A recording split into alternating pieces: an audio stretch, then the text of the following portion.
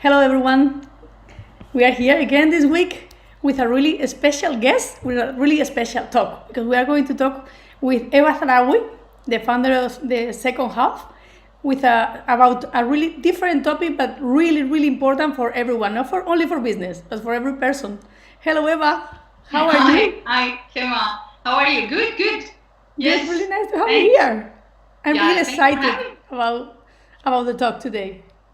Sorry, what? I'm really excited about the talk today. Oh, thanks. Yes, me too. Looking forward to it. Yeah. Yes, pleasure. Tell us a little about yourself, Eva. Tell us about your background and what you have done, so then the people can have an idea about yourself. So I'm Eva. I come originally from Spain, but I have been living here in the Netherlands for about 20 years now, and I come from the world of marketing and advertising and communications and branding, and I studied advertising and public relations, and then I moved to Amsterdam at a certain moment and developed my career both on the agency side and on the client side, and I ended up having quite a traditional corporate storyline and corporate life for about 23 years, and ended up working at Vodafone at a certain moment, became the brand director for the Netherlands, and about 4 years ago a good moment came for me to step out of that world and take a long break and take off for a few months, and I did, and I went traveling to the other side of the world, and I took some time to think what I wanted to do, and then I came back to Amsterdam, and I decided that I wanted to continue my journey as a coach and as a mentor for people who I had already been doing that for some years, and I wanted to continue as a public speaker and having sessions at events or this talk with you now, and then I also wanted to continue to be a freelance, working with brands and big companies, but on shorter periods of time. So I didn't want to go back to another big job. So now I am a mentor for people in companies and for people outside of companies individually on a one-to-one basis, and I speak and I freelance as brand marketing director and do loads of things that I find interesting and nice to help people and to guide people or brands. So that's a little bit in a nutshell. And it's really nice to hear someone like you, Eva, that is happy what you are doing. Because a lot of people is like, oh, I have this job and I don't like it. Oh, I'm doing this, bad, this and that. So it's really, and it gives me a lot of energy when I talk to you, because it's really nice when you find someone that enjoy what they do. Yes, and I enjoyed them both. I enjoyed the time when I was in the regular office job, so to say, and I'm enjoying my time now. So both are okay, as long as you really know what you're doing and you have a good intention and a good idea and a good plan or a certain goal or wish, which I always had, being inside the traditional office or outside. Yes, I tend to see things also more on the positive side than on the negative side, and I think there's already enough negativity about so many things, and I see mainly more the good things than the bad things. Yeah, for everything you can have the good side. Everything has a good side, always. It's a choice. Yes, Exactly. Yeah, you can choose. You can be nice, or you can be not so nice, or you can look at what are the possibilities within the situation, or look into the negative side of things. And I always choose to look for, within what I can do, there is always so much that I can do. Yes. Yeah. I agree. I do it the same way. So for me, I understand. Yes, there's a lot that we have under control, rather than all the things that we cannot control, or that we think that it's outside of us, or that is influencing us. There's a lot that we can do. Yeah, sometimes it's less thinking and less overthinking, and just do it. Yeah. Oh, completely. I'm all for action. I'm all for we have to do things. It doesn't matter if it's not perfect, or it doesn't matter if we're a little bit afraid, or if we think that I'm not good enough, I'm not going to make it, it's not worth it. There's already a million people doing the same thing. I heard that many times. all the excuses and all the reasons that we give ourselves not to do. So yeah, I'm so much more for just do, and if you don't like it, then stop it or go another place. Yeah, change exactly. this. And you have also, I really like the topic of today because you talk about the 3 P's: preparation, patience, and perseverance. Yes. What can you tell us about it? How do you frame it first, and then we go into pieces? Yeah, the thing is, I come from marketing, and as a marketeer, it's a little bit of a play of words with the 4 P's of marketing, right? With price and place and promotion, and product. So of course, which is super important to have. And then in companies and in businesses, we went into the other 3 P's, which were people, planet, profit. And with all these P's around, I said, well, if I look at it, I think there are other P's that are more important than actually all of these P's that we are so obsessed with in our offices and in our companies. So I said, actually, because I believe that companies are made by people, so it is the individuals that drive everything. Yes. So what can you do as an individual to achieve whatever it is that you want to achieve? Do you want different clients? Do you want a different business? Do you want complete change of career? Do you want to really make some big change inside the place where you are at? What is it that you would like to achieve? For me, there are 3 P's that are much more important. And those are these 3. It's preparation, it's patience, and it's perseverance. If we have those 3, then we can achieve anything we want. But are we ready and willing to do what it takes? Yes. That's the question. Because it's work. It's a lot of work. And it's a lot of effort. And do you want me to go into the different P's? Yeah. Okay, I was thinking that it's a pity that the word focus, it doesn't start with P. Because also we'll include it there. Yes. And actually, preparation is a lot. You need a lot of focus. There's a lot with focus, right? Yes. So preparation, I say, in order to achieve whatever we want, we need to prepare ourselves. And by preparation, I mean that sometimes something might take a really long time, and we need to spend a lot of time preparing ourselves with the risk that maybe it doesn't happen. But if we don't prepare ourselves, then for sure it's not going to happen. Exactly. That I know. Yes. So yeah, it's so true. So okay, what do you want to achieve? You want to transform something, change something in the company. So I prepared myself for my own life, for example, for years and years to become a coach. I am a coach today, but everybody seems to be a coach today, by the way. But it doesn't matter. The thing is, I was mentoring and coaching people inside the company, and then I said, oh, if I really want to become a coach one day, then I need to practice. I need to prepare myself. I need to put the hours to see if actually I can become a coach one day, because I really enjoy mentoring people and helping people and guiding people. So I prepared myself for many years with what I called the dining coach, which is that people would take me out for dinner and then I would coach them. That's really nice. Because I was okay with money. I didn't need to ask people for money, but I wanted to help. But I like good food and nice. It's a good deal.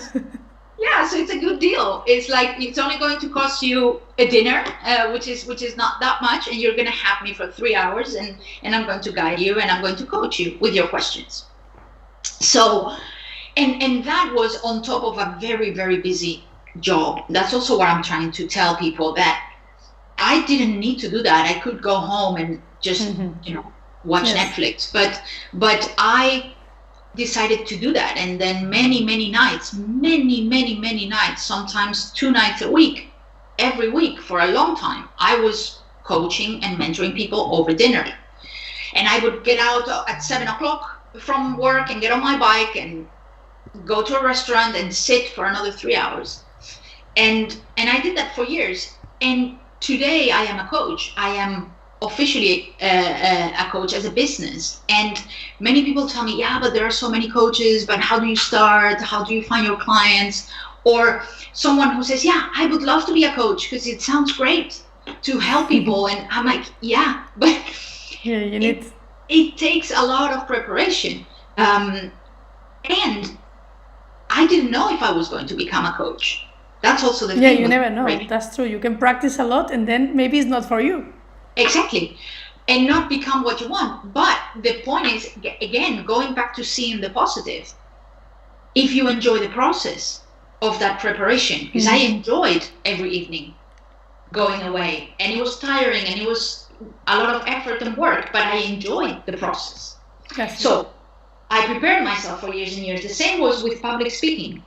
If I wanted to become a professional public speaker, again, many times I talk to people and they're like, yeah, I'm thinking of becoming a public speaker. That sounds really nice. And I'm like, yeah, sounds really nice. But how are you going to get to the point where you are going to go to events and you're going to be invited and you're going to get paid for it professionally so that it can become your living? So for me, because of the job, especially at the end, my time at Vodafone, because of my title, I was getting a lot of invitations. And of course, because it sounds very interesting, and then I would go to events, and whenever I would get an invitation for a big event, I would say yes. And again, that was a lot of work, a lot of, well, you know, there's a lot of hours of preparation. So many hours. And especially if you don't do like, okay, I do one presentation and I repeat it all over the place.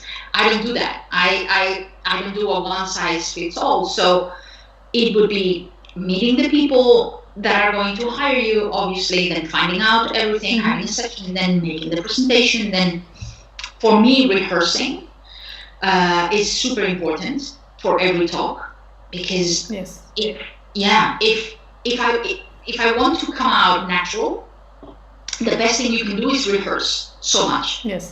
Yeah, because then you're not busy with the content itself or with the slide or I forgot this thing or whatever else. Then you can be much more relaxed in the room and pay attention to what's happening around, etc. So rehearse, and then go to the event itself. And then it's a lot of nervousness. You and I have been on brand. Yeah, I was speaking there. Yeah, the day we met. When you come to an event like on brand, it's huge. Yeah, it was a lot of people there. It's massive. Listening to you. Yes, like I think it was like 4,000 people or 3,000, something really huge. Insane. Like one of the biggest ones in Europe for our sector. So.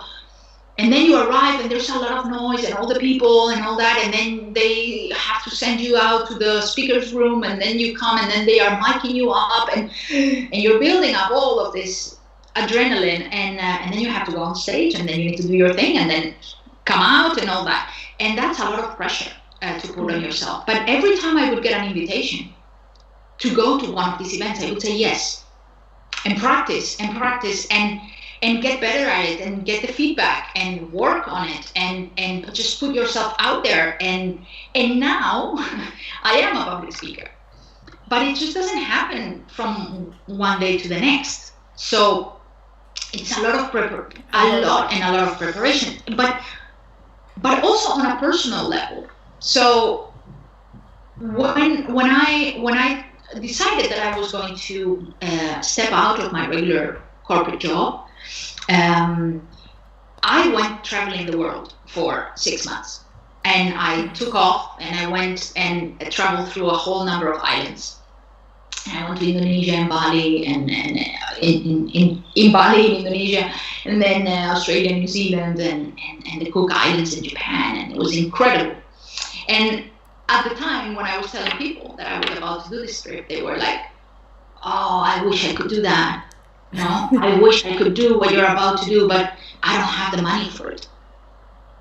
I'm like, yeah, neither did I when I thought of this. Yeah, you have to work.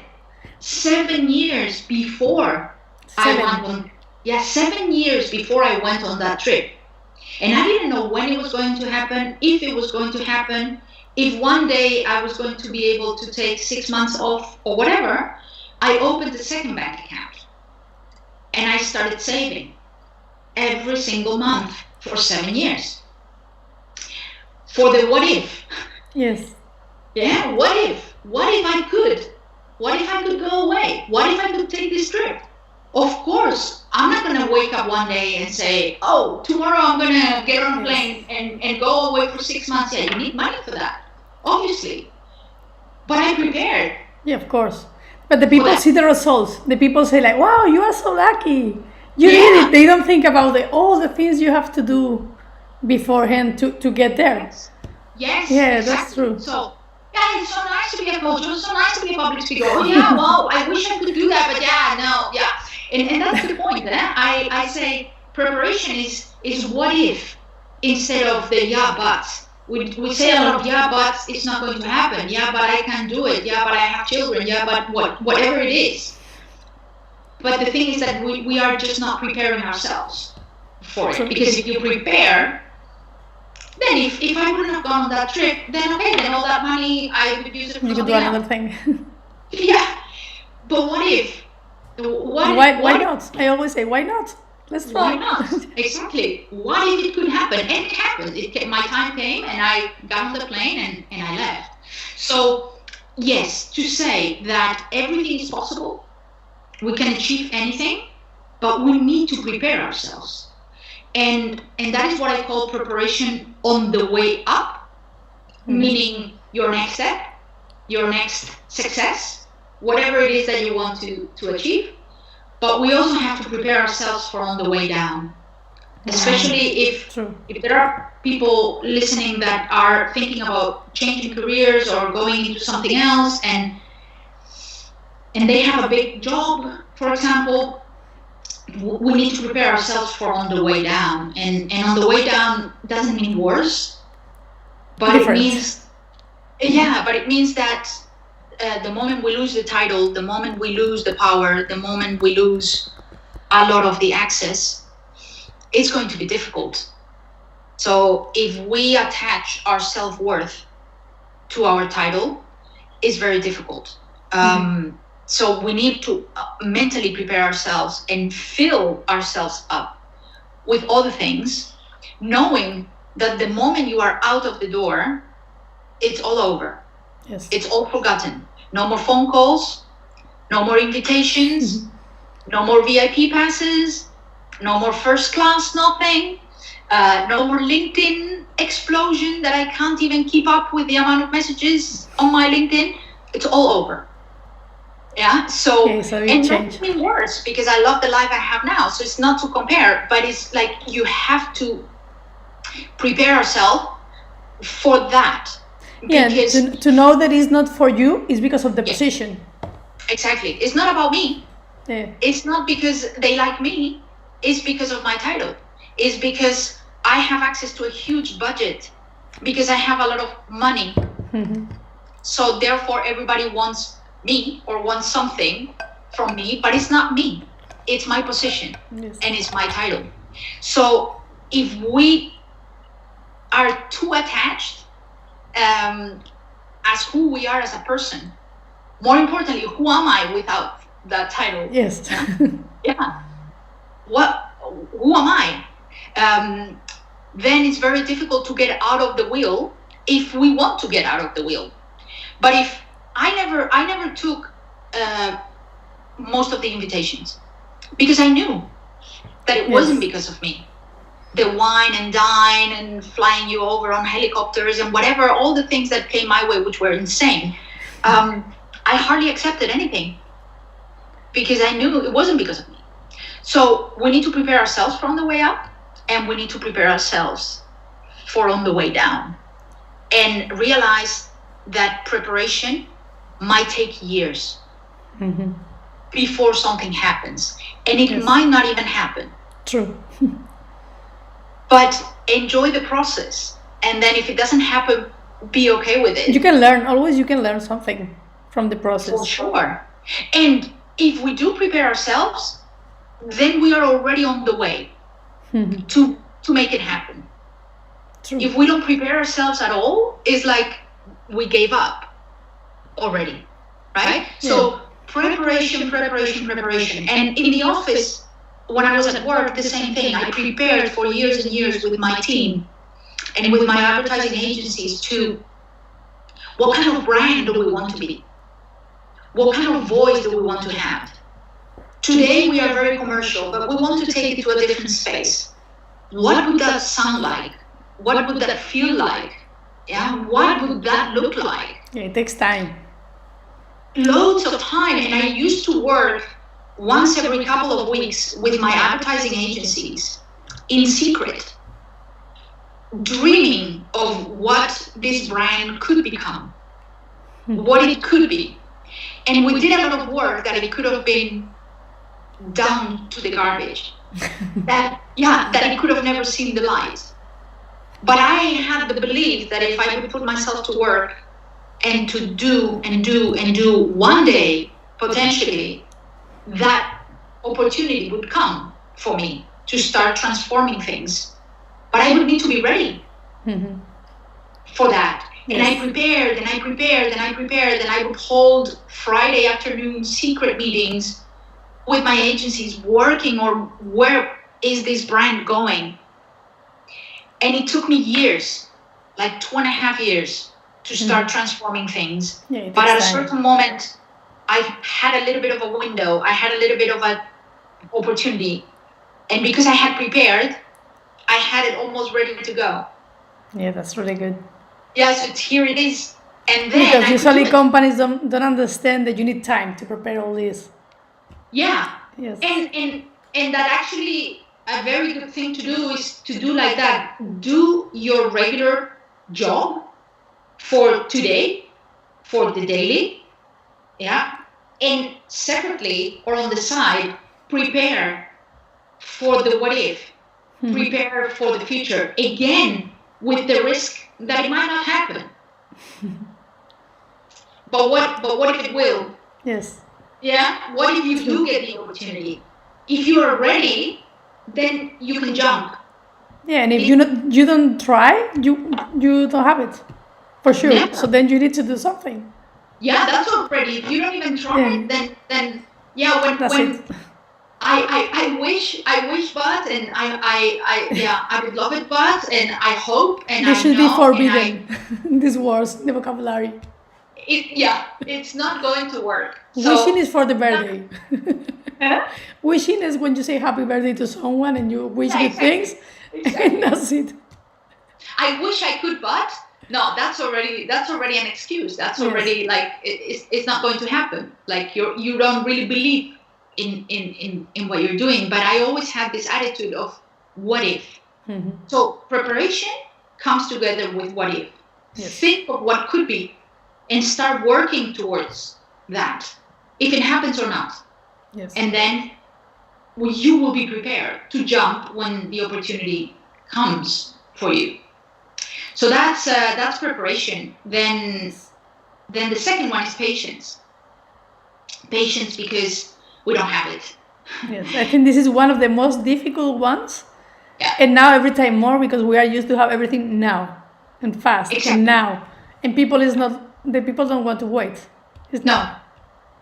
We are so used to instant gratification and I want it right now. And also more importantly, I want to know when it's going to happen. Yes. This is something that I cannot handle it. Yeah. Yes. I don't know. Yes. I don't know when it's going to happen. But I don't give myself the pressure for that. Yes. Right? So I agree with you. Yeah, that's why I am not in favor of like New Year's resolutions and short-term targets and objectives, and I need my year goals and my 3-year plan and my 5-year plan. It's like, no. Yes, I agree. No, not at all. I I have loads of ambition. I have loads of big dreams, but I said they are 15 years away, 15 years ahead.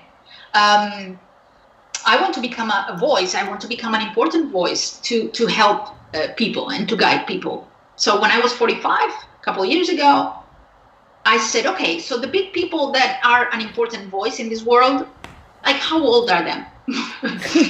and I looked and I'm like, yeah, they're around 60. Yeah. You know? Like big people, like wise people with loads of wisdom to give. Yeah, 60 plus. So I am going to give myself 15 years. You have time. Exactly. So I don't rush. So I don't put pressure on myself.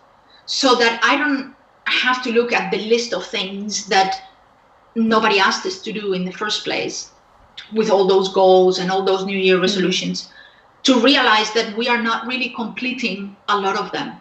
True. Why are we doing that? Why are we giving ourselves, like punishing ourselves? It's not worth it. So I put the goal very, very far away in the future with like 15 years. And then I walk back to today, and then I start walking towards that. Yes. But with like relaxed. Like, and this is the attitude, like preparation comes with what if, patience comes with for as long as it takes. Yes. And if one day you don't do it, it's okay. Sometimes you have a bad day that you cannot continue. Yeah. It's one day you can take a break. At least I do. Yeah. How long is it going to take? I don't know. It doesn't matter. For as long as it takes. So when I went into that big role, being the brand director of Vodafone, wanting to change this brand, I knew it was going to take a really long time. And I ended up being in the company 12 years. And many people looked at me like, year 5, year 6, year 7, year 8, oh my God, like so long in the company. And I'm like, it doesn't matter to me, because I have a goal and I have an intention and I have a mission. So for as long as it takes. So if it would have taken me another 5 years, then it doesn't matter, because I had something that I really wanted to achieve and to do, right? So, but then I don't need, it's like we need to change offices, companies, jobs every 3 years, 4 years. Why? Why is that notion? Who came up with that? No, for as long as it takes, whatever it is that you want to achieve. But also it's the other side, that when you are in a position that is a good position and you decide to go, people is like, why? Yeah. You are safe, don't go. And it's like, but this is not what I want. Exactly. Oh, that was my case. So much. It was that like happened to me too. Yeah, it was like at the top of my career. It was like at the peak of like potentially going into having even bigger responsibilities and bigger job and bigger everything. But that was not the point. The point is I took my time and I enjoyed my process and I transformed that brand and I achieved exactly what I wanted to do. Yeah, so then that's it. But it is really for as long as it takes. And are we ready to do that? To have the patience to just do and keep going for as long as it's necessary. You have a question, Eva. Do you want me to do it now or when we finish? Yeah, sure. Go ahead. Yeah. Okay. Is Adlair is the name, and he asks you, do you use any methodology to manage your day-to-day? Methodology, and I've looked at a lot of. Do you mean like, for example, how I organize my day or something like that? It's a methodology to manage your days. I don't know. I think it will be about how you organize your time or your planning. No, I am always from a very simple way of looking at life and trying to make our lives easier and simpler. And for me, for example, frameworks and methods and paradigms and 3 steps and 10 steps, and in the morning I need to do my affirmations, and then I need to do my gratitude journal and whatever. I don't really follow any of that. Like, I don't really have a specific method. I like one big thing, like one big goal. I believe in intentionality. Like, what is it that I really would like to do? What is it that I really would like to achieve? And then I just wake up every day. Yeah, maybe it's not really a methodology, but okay, maybe this makes sense. Maybe this helps. I have a very big intention. I want to become one day an important voice for people, but I am not obsessed with every day doing a whole lot of things to push for the business, to push for things, to like hustle. That's really not my style. Because I gave myself so much time, my method, if you will, is that in order to make it big, we have to make it very, very small. So step by step. Yes, my end goal is very big, but then daily, every day, what I have said to myself is I want to be able to touch positively, help, guide, have a good effect on one person per day. One person, only one. If I achieve that, then my job is done. Oh, that's my method. And I do a little bit of a recap at the end of the day. So what did I do today that contributed to that? And if I already had, for example, a session with a client, and they said, oh, thank you for that, that was helpful, or this conversation. This is helpful for many people, I think. So if it helps anyone, even if it's one single person tonight, when I have feedback from someone, when I send something, when I have a podcast, when I record an episode and I put it live and I get a message from someone, like, thank you for that, that was helpful. Then for me, it's enough for the entire day. And then it's I'm done. Yeah. You can celebrate. Yeah, I celebrate one person. And obviously, when I, for example, speak in public, or maybe tonight, if there are more than one person that will be happy, then that's already more than one. But my objective is one person per day. And that's my method. Make it super small, make it very easy, make it very attainable, very achievable. And then you get a lot more joy, and you feel a lot more accomplished. Because my only goal is one person a day. Yeah. That's not difficult. So if I do one person per day, every day, for years and years and years. But it's a lot. It's a lot. So I'm not like, I need to have 3,000 followers. Really, not at all. Like, I'm not even that good on social media game. Like, no, that's not interesting for me. What is interesting for me is that every day I do something. That's what I always ask everyone. Once you set your goal, do every day one thing that contributes to that goal. And if you've done that, then that's enough. Then be happy with yourself and indeed celebrate that you did well and that you did enough. Yeah. Yeah, that's really good. Yeah. I hope that answers the question. Yeah, he's writing now that some people take Scrum to manage his day. So he's saying an example. Scrum. Yeah.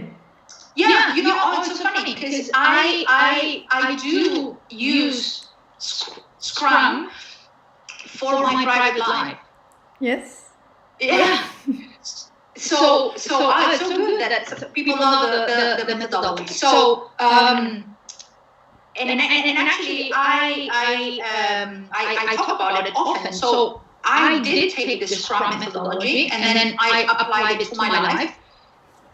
Having sprints, the same as solving an issue or solving a problem. The good thing about Scrum is that it gives you time boxed phases. So okay, we take a specific period of time and we put a lot of focus on it and we solve the problem. And then we move on to the next. So I do the same, but not to solve problems, but to help. I go in sprints. Every year I pick one theme for my life. And I spend an entire year dedicated to that theme.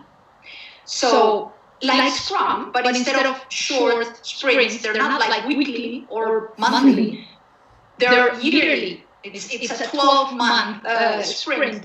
But what I do is every year I pick a theme. So for example, love was in 2019, and 2020 was money and financial growth and success. This year is the body. Like I want to spend an entire year dedicated to that theme. And then 80 to 90% of everything I watch, everything I read, the events that I go to, the online courses that I take, everything is around that theme. Mhm. Yeah. So that instead of going horizontal and doing a little bit of everything, but not really anything. Yeah, focus. For me, it's the word focus. Focus intensely for 1 year to work, to learn, and to improve and to progress Mhm.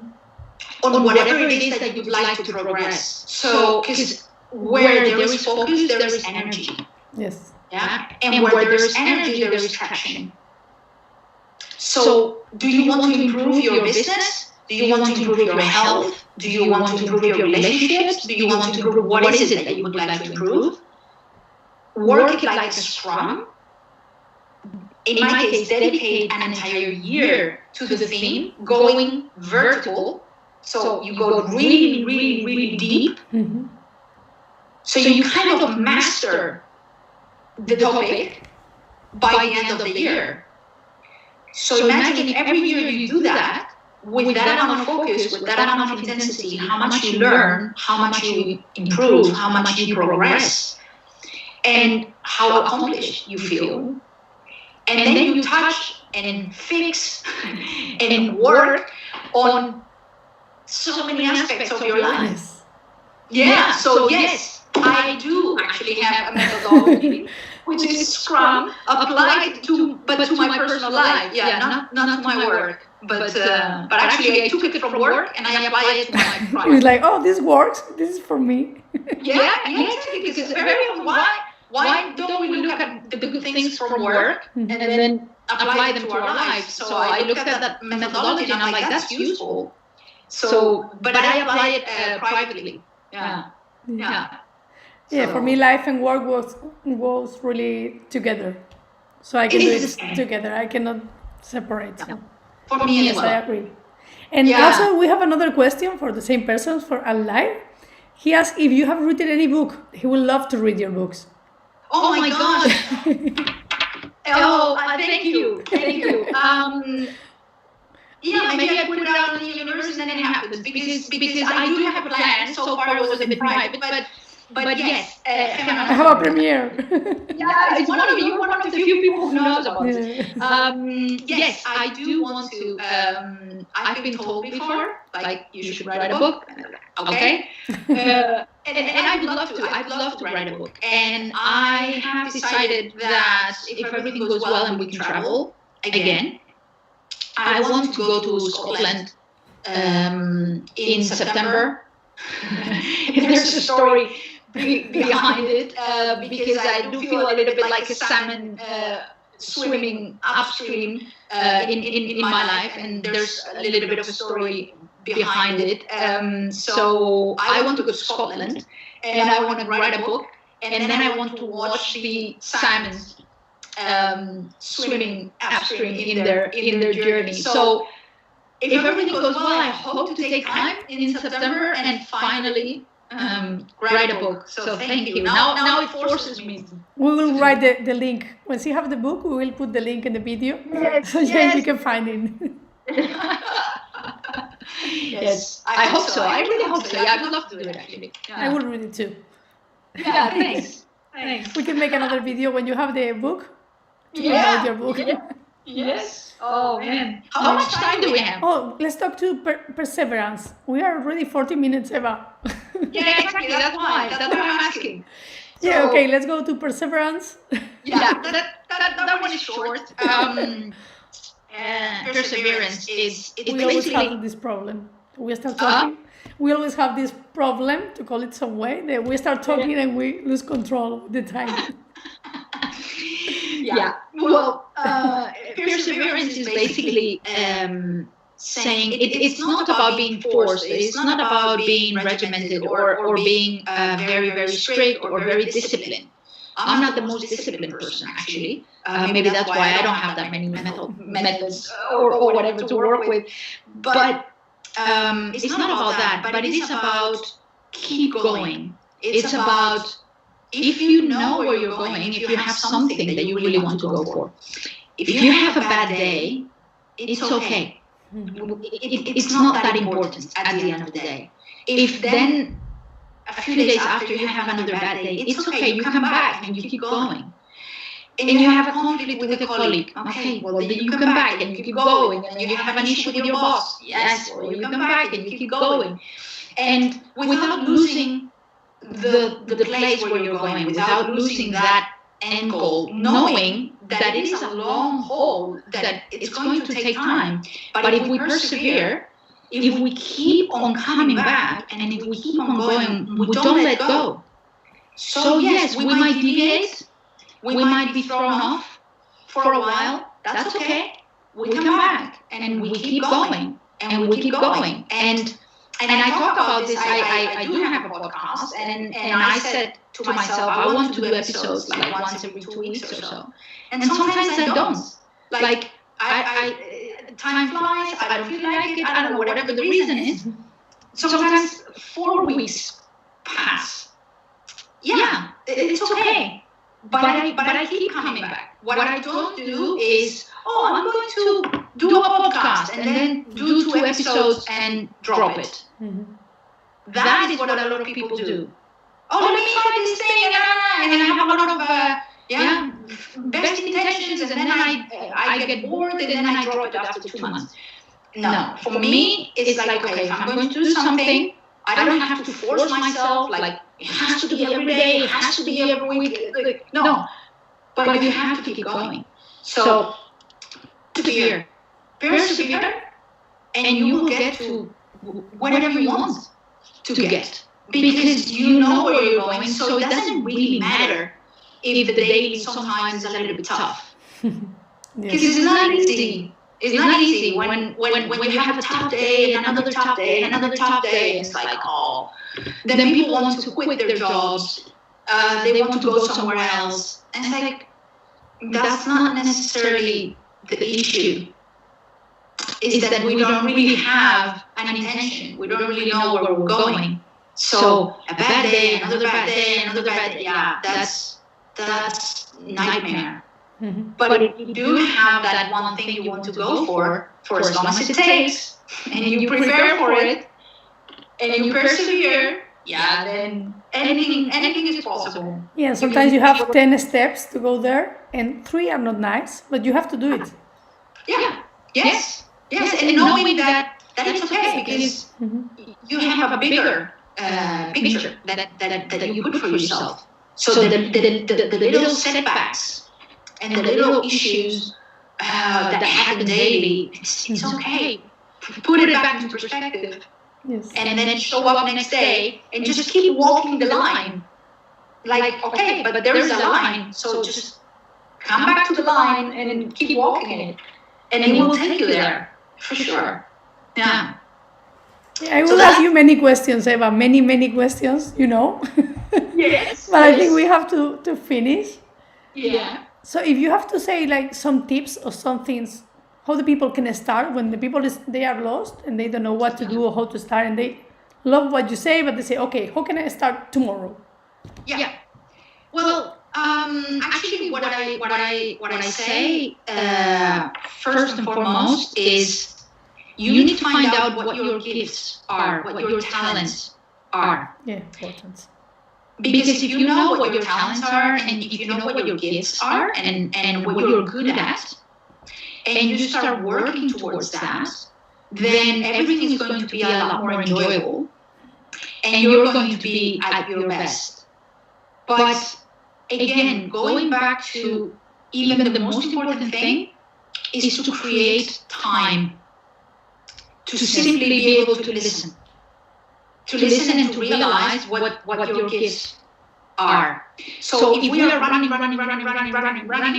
all the time, it doesn't matter what I'm going to tell you to do tomorrow, it's not going to happen. So even before we can start running, I say first, take a step back and start listening to what people are telling you around you. The feedback is really important. Yeah, and for example, if somebody says, it tells you all the time, hey, you make really good questions, for example, or hey, you're a great listener, or hey, you're really funny. And it's like, oh, you're a great storyteller. We all have something that we're good at, that other people find that we have. You're really funny, you're a great listener, you're a great questioner. Perfect. Have the capacity to listen to that. And it's like, okay, so I can make very good questions. That means that, I don't know, you could be a host for events. Yeah, maybe. Oh. And you have, right? Or a great moderator, for example, for whatever sessions. If you're a great storyteller and your friends are telling you that all the time, or if you're really funny, then go enjoy and join some improv theater workshop in your city, right? Or try to do some stand-up comedy or something like that. Yes. If you are a great storyteller, join a storytelling night in your town. So without quitting your job yet, without throwing anything out of the window, without drastic measures, because it sounds very romantic to throw everything away and become a chef, but that doesn't happen. Or for many, it doesn't happen. So what I say is identify your gifts. That's the way to start. In order to identify your gifts, you need to give yourself the time to be able to listen and pick up the signs of what people are telling you. When they are telling you time and time again, my God, you're so funny, you got to do something with that. And start leaning towards that. Try to do something with your gifts. If you start using your talent and your gifts, and you lean into it, and you go and explore that, it can become your living, and it can become what you do daily with a lot of joy and a lot of passion. Yeah, and it's not difficult. We all have gifts. We all have something. Only we don't pay attention. We dismiss it. Oh, it's just a hobby. Yes, true. Yeah, no, it's not just a hobby. No, but it's true. I hear this many times.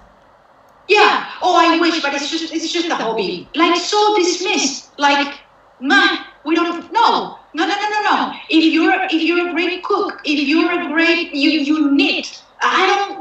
Whatever it is. Yeah, but I'm never going to make a living out of it. No, that's not the point. The point is that you're going to be much happier if you start leaning into your gifts. True. And if you just do it with fun and love and intention, it will become something for sure. So let's not do very difficult things, very radical things yet. We all have responsibilities and families and mortgages, and I get that. So how to start? Start paying attention to your gifts and your talent and lean in. I do what I can do because that's my talent. And I totally agree with you, because before I was not listening also to what the people were saying me, but what I did, I create questions. I have some questions that I also give to my customers when they want to help me to create their personal brand. I say, first you need to know about yourself. So you can ask your friends, your parents, your co-workers about your good things and also the bad things. Because the bad part is also important to know. Super important to know. But when everybody's telling you, and you know that, like, hey, you do ask really good questions. It's like, oh, that's a gift. Hey, if everyone say it, it's because of something. When somebody tells you that you're really good at something, or that they are impressed with whatever it is that you have, that you do, and that for you is so natural and so normal, but that's a gift. Yes. So, and if you start leaning into it, and for example, if you are the funny one, and then you go and do on a Saturday morning, you go and spend from 9 to 12 doing an improvisation theater workshop, first of all, you're going to have so much fun. True. So much joy in your life. You're going to meet people that are similar to you or on the same space. You never know where that's going to take you. Yeah, that's true. You never know, but that's a gift. So we dismiss our gifts, and I think that's the biggest pity, that we can have. So no, what I say also, there is no thing like just give me the bill. Yes, true. Just give me the bill, tell me what to do tomorrow, it's done. That doesn't work that way. That's why we talk about the 3 Ps. Yes. Right? But what we can do for sure is to, in order to have joy in our lives, and in order to be really happy, and in order to truly be able to have our business the way we want in our life, the way we want to start paying attention to your talent. Mm-hmm. Whatever it is, there is room for everybody to have the life we want on the basis of our talent. We all can make a living on the basis of what we are good at. And because we are good, we have the energy for it, and then we love it. True. Yeah? So, yes. Yeah. I totally agree with you, Eva. Thank you very much. Thank you very much, because I'm sure you have helped many people today. And we have one for sure, that is me. And the other one is Alair from the comments. Yes. At least 2 today.